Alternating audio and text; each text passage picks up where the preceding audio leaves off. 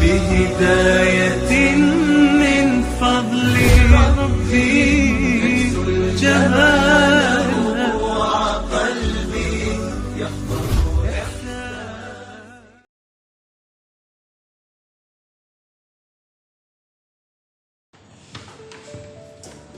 Bismillahirrahmanirrahim. Assalamualaikum warahmatullahi wabarakatuh.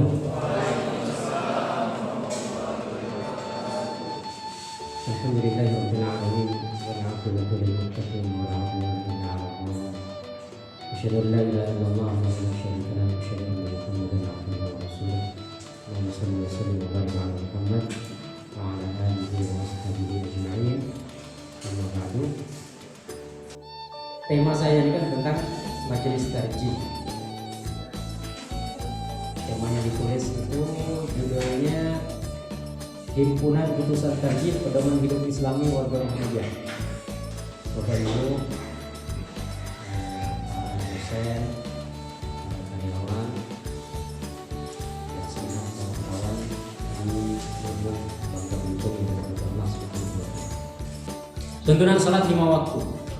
Salat hukumnya apa? Wajib. Tergantung. Salat apa dulu? Ya kan? Antum kayaknya semangat nih wajib. Kalau saya suruh salat duha wajib gimana? Hukum salat tergantung. Salat apa dulu? Karena namanya salat kan. Nah, salat 5 waktu itu baru wajib. Tapi kalau salat yang lain belum tentu.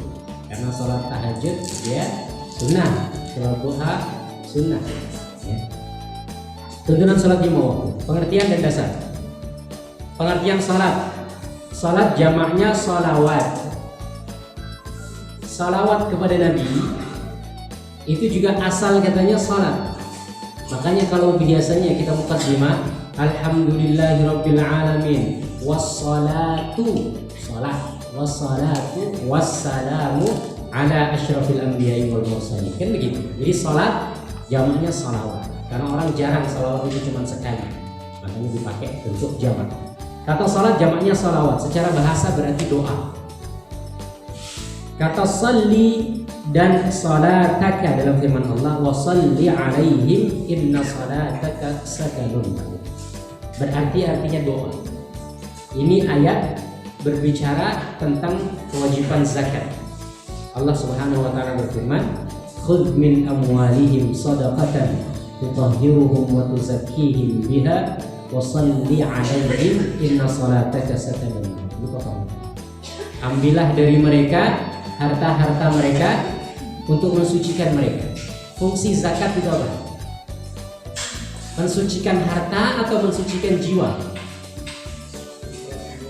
Mensucikan jiwa. Pada hakikatnya zakat itu kalau sesuai dengan informasi Al-Quran, dia bermaksud untuk mensucikan jiwa. Jiwa siapa? Jiwa seorang yang berzakat. Tutahhiruhum, untuk mensucikan mereka, bukan mensucikan harta mereka, mensucikan mereka. Wa tuzakkihim biha, ya, untuk membersihkan.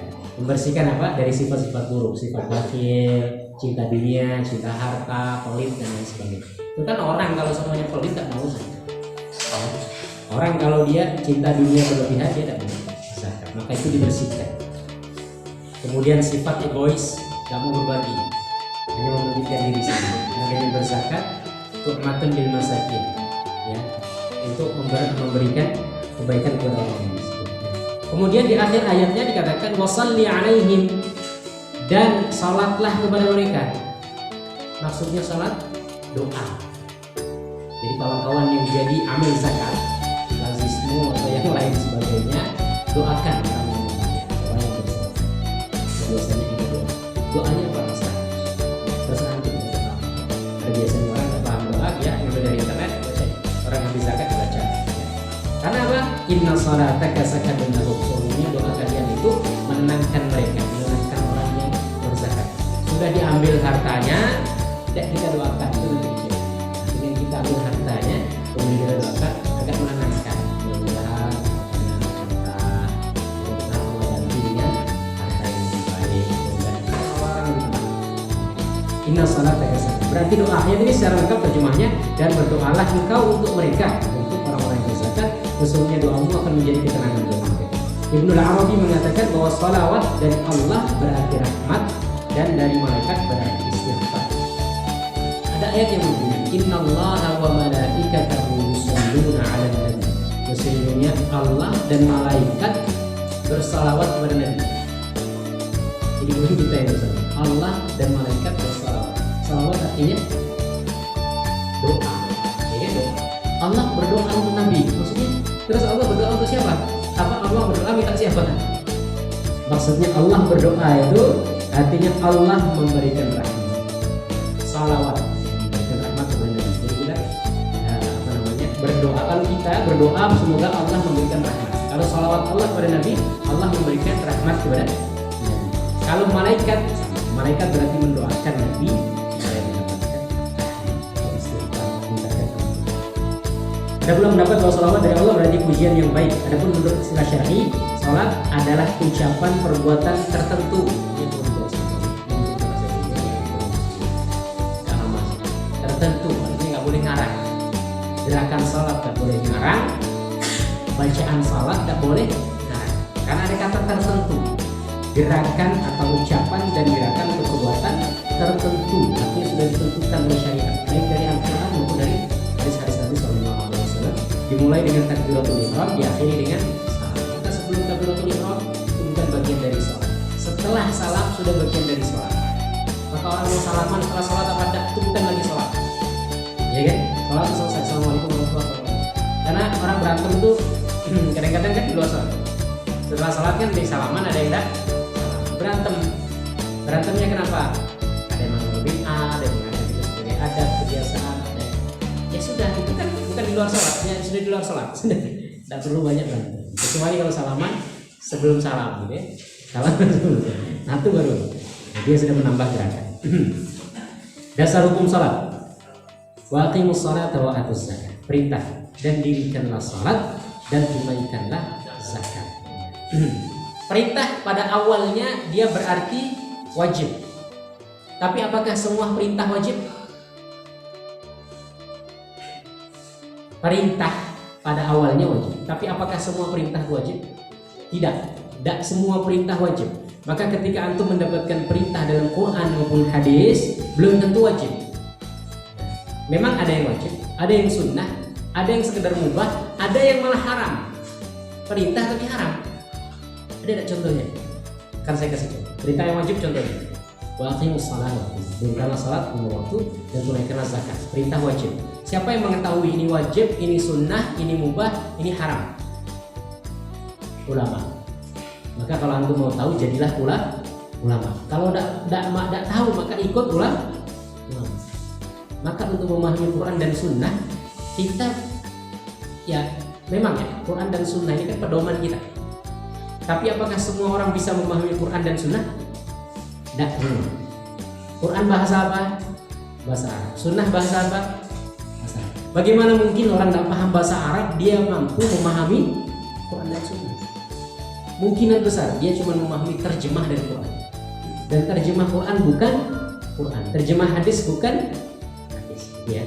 Artinya begini, yang mengetahui ini wajib, ini sunnah, ini mubah, ini haram, itu ulama. Maka kalau kita tidak tahu, berarti kita ngikut ulama. Kita tidak bisa akhirnya, kecuali kalau kita memang punya kapasitas cocok, apalagi sudah punya keilmuan untuk jadi ulama. Nah, aqimus shalah, jadi dirikan salat, dirikan zakat. Ada yang perintahnya berarti sunnah. Contohnya apa? Wa minal laili fatahajjad bihi nafilatan laka. Dan dari malam hari maka bertahajudlah. Tahajud hukumnya sunnah, nafilatan sebagai ibadah tambahan. Ini kan perintah, tahajudlah. Lah, ya, tahajudlah berarti kan perintah. Nah, tadi perintah tidak semuanya wajib, maka ada yang sunnah. Yang mengetahui siapa? Ulama. Kita untuk tahu baca buku-buku ulama, atau dia mengkaji cara-cara ulama untuk dia bisa mengetahui kenapa itu halal, kenapa itu wajib, kenapa itu sunnah. Ada yang mubah. Mubah ini biasanya dia datang setelah pengharaman. Dalam Al-Quran dalam surat Al-Baqarah, "Uhilla lakum lailatas siyamir rafathu ila nisaikum." hunna libasul lakum wa antum libasul lahum. Alimallahu annakum kuntum takhtanuna anfusakum fataba 'alaikum wa 'afa 'ankum. Fal'ana bashiruhunna wabtaghu ma kataballahu lakum wa kulu washrabu hatta yatabayyana lakum al-khayt al-abyadu min al-khayt al-aswad min al-fajr. Ayat ini berbicara tentang puasa. Dihalalkan bagimu malam-malam pada bulan Ramadan itu kamu berhubungan dengan istri. Ya, artinya di siangnya kan tidak boleh, di malamnya diboleh. Hunna libasul lakum wa antum libasul lahunna. Mereka ibarat pakaian bagimu, kalian adalah pakaian mereka, mereka pakaian kalian. Filosofi pakaian yang pertama, melindungi. Suami dan istri harus melindungi dari keburukan, ya, dari kemungkinan bahaya, gigit nyamuk, ya kan, atau digigit serangga. Gitu. Yang kedua filosofi pakaian memperindah, ya kan. Kenapa? Kalau hanya sekedar melindungi, maka kita harus seharusnya ya pakai apa saja, mau kain apa saja gitu kan, warna apa saja. Tapi kan bermacam-macam, tentang perempuan ini aneh-aneh kan. Modelnya kan sekarang kalau kerudung aneh-aneh, baju juga aneh. Laki-laki ada juga kan, tapi tidak sehebat perempuan. Artinya ada macam-macam pakaian. Kenapa? Karena pakaian bukan hanya sekedar melindungi, ada filosofinya untuk memperindah sebagai hiasan. Filosofi pakaian yang lain apa? Menutup aurat. Aurat itu artinya aib, sesuatu yang tidak mau ditampakkan. Artinya sesuatu yang kalau tampak dari kita tidak senang, itu namanya aurat, ya kan? Nah, maka laki-laki dan perempuan ada aib masing-masing, ada kekurangan masing-masing. Suami menutupi kekurangan istri, istri menutupi kekurangan suami. Kemudian persiapan untuk sholat. Yang perlu kita lakukan pertama, mengetahui masuknya waktu sholat. Memang, karena ini syarat sahnya sholat. Syarat wajibnya sholat. Ada syarat sahnya sholat, ada syarat wajib sholat. Di antara syarat wajib sholat masuk waktu. Artinya ini sudah masuk waktu asar. Sebelum waktu maghrib, maka kita tidak wajib sholat maghrib. Syarat untuk wajib sholat maghrib adalah ketika kita masuk maghrib. Kalau semuanya ada orang meninggal sebelum maghrib, dia belum sholat maghrib, maka tidak diminta bertanggung jawab.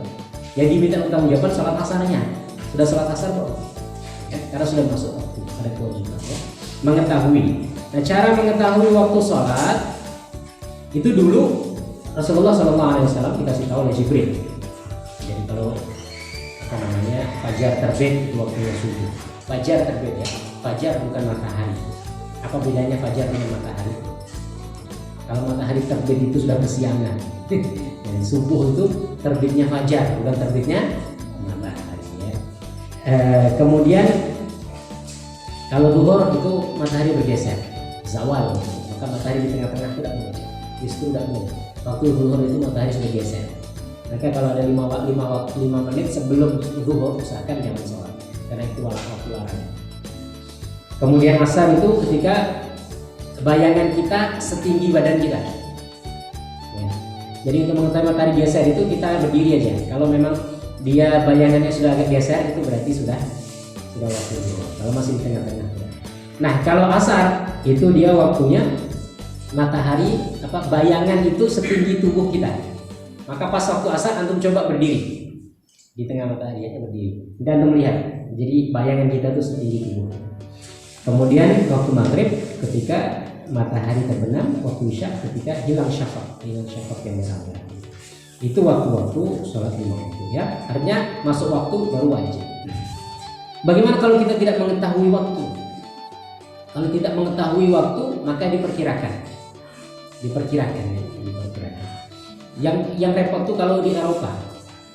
Ada sebagian daerah di Eropa itu, yang Eropa yang utara itu. Yang Inggris ke atas itu kan kadang-kadang kalau musim panas itu panasnya sampai 20 jam siangnya. Kemudian kalau musim dingin itu kadang-kadang malamnya yang 20 jam, siangnya itu cuma geser aja matahari. Nah itu gimana? Ulama berbeda pendapat. Sebagian ulama mengatakan ikut perkiraan. Karena kalau seumpamanya siangnya cuma 2-3 jam. Kapan zuhur, kapan asar, kapan maka dia repot juga orang. Nah maka ada istihad khusus lah ya, kita insya Allah tidak mengalami itu. Kemudian kedua, menutup aurat. Aurat perempuan di mana? Seluruh bagian tubuh kecuali muka dan telapak tangan. Muka dan telapak tangan. Artinya kalau sholat maka harus ditutup kecuali dua. Cara menutupnya itu tidak transparan, kemudian tidak transparan dan tidak memperlihatkan lekuk tubuh. Dia lekuk tubuh ya, sekarang kan banyak yang pakai terlalu ketat, sehingga lekuk tubuhnya masih kelihatan, walaupun tidak kelihatan kulit, tetapi lekuk tubuhnya kelihatan. Yang kedua, kadang-kadang dia nggak ketat, tapi transparan. Yang baju putih perhatikan, kadang-kadang putihnya masih terlalu tipis sehingga kelihatan, maka itu tidak bisa digunakan untuk sholat. Laki-laki auratnya mana? Dari pusar sampai lutut atau antara pusar dan lutut? Ya, sebenarnya laki-laki ini auratnya adalah antara pusar dan lutut. Anda silakan baca lagi ini. Ya, antara pusar dan lutut. Sehingga pusar itu sebenarnya tidak masuk aurat dan lutut tidak masuk aurat. Maka kalau orang main bola itu sebenarnya dia belum membuka aurat. Kalau terbuka ya. Tetapi jadi dari paha sampai di bawah pusar. Bahkan menurut madhab Maliki itu yang dimaksud antara pusar dan lutut, mohon maaf, itu cuma dua kemaluan saja. Antara kemaluan belakang dengan kemaluan depan, itu ya laki-laki. Jadi kalau sholat dia pakai celana, ya mohon maaf, dia pakai celana dalam yang agak longgar gitu ya, yang agak itu bisa jadi sah, bisa jadi ya, bisa jadi. Tapi kan tidak beradab. Jadi antara pusar dan lutut. Tetapi tadi ya bukan berarti kemudian kita pas-paskanlah auratnya. Tapi kan untuk lebih yakin ya pusar kita tutupin, lutut kita tutupi, gitu kan? Itu aurat laki-laki. Tapi dalam madzhab Syafi'i memang antara, dan itu juga yang dipilih oleh majelis tadi, antara pusar dan lutut.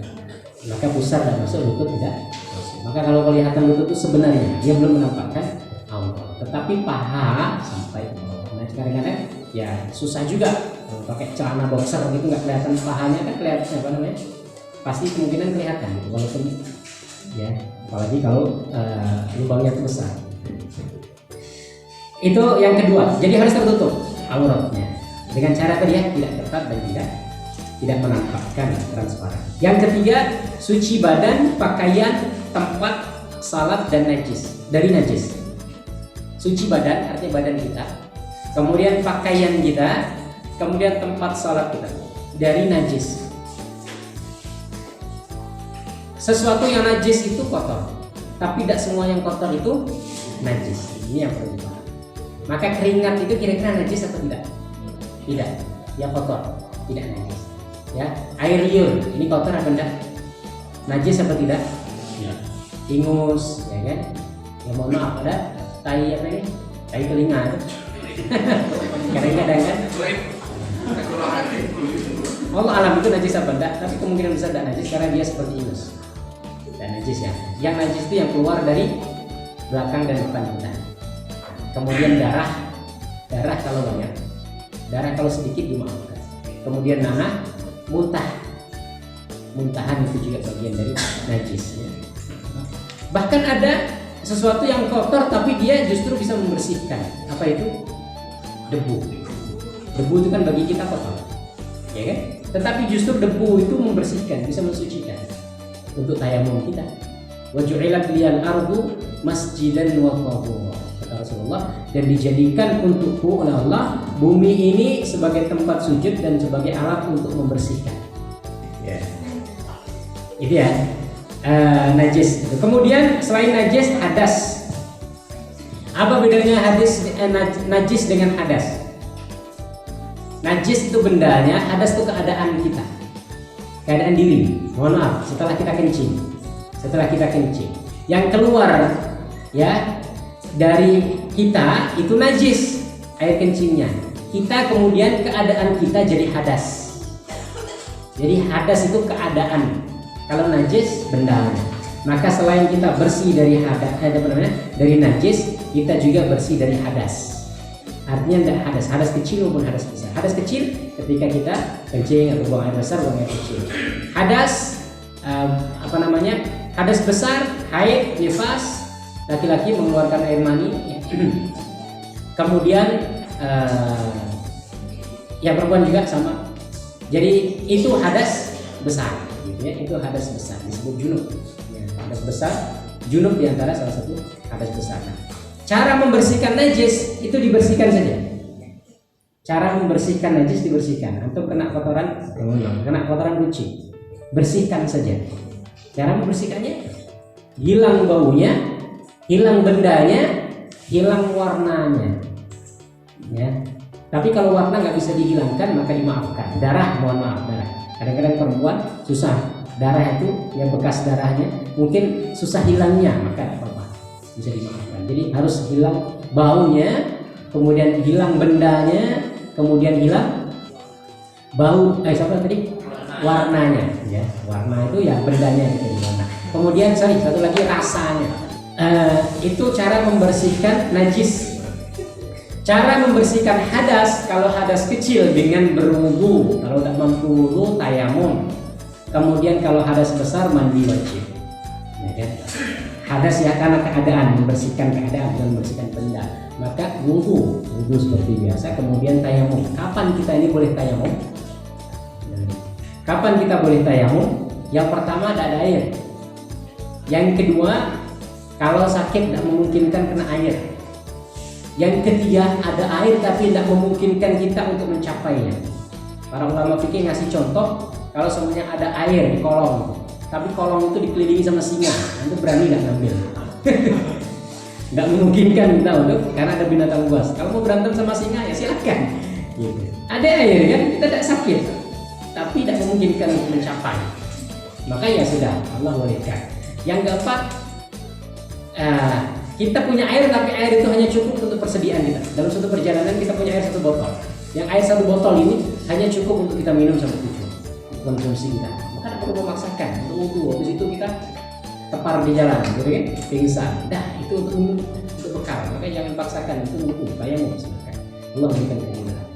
Yang kelima, kadang-kadang dikasih contoh, para ulama fikih kasih contoh. Ada orang yang jual air dengan harga yang tidak memungkinkan.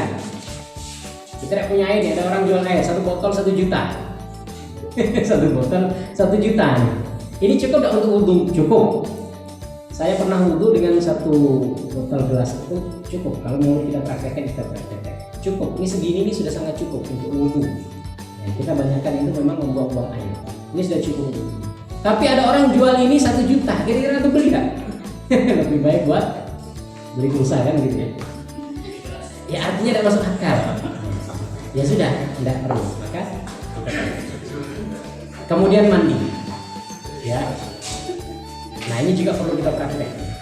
Ya seperti tayamum, mandi itu membersihkan hadas besar. Maka ketika orang hadas besar, haid, nifas atau junub tadi ya, dalam keadaan junub setelah berhubungan suami istri atau keluar mani, maka dia harus mandi. Tidak bisa dengan wudu, tidak bisa dengan tayamum. Boleh dengan tayamum kalau seumpamanya memang tidak memungkinkan air, ya. Tidak memungkinkan air. Itu ya, mungkin itu saja pembukaan dulu karena kita belum masuk ke bacaan soal. Ya mudah-mudahan nanti ada waktu untuk kita lanjutkan. Tapi memang waktunya terbatas, jadi tidak mungkin juga kita selesai sekali pertemuan ya. Yang paling tidak untuk syarat wajib sholat atau kalau di sini disebutkan sebagai persiapan untuk sholat, ya.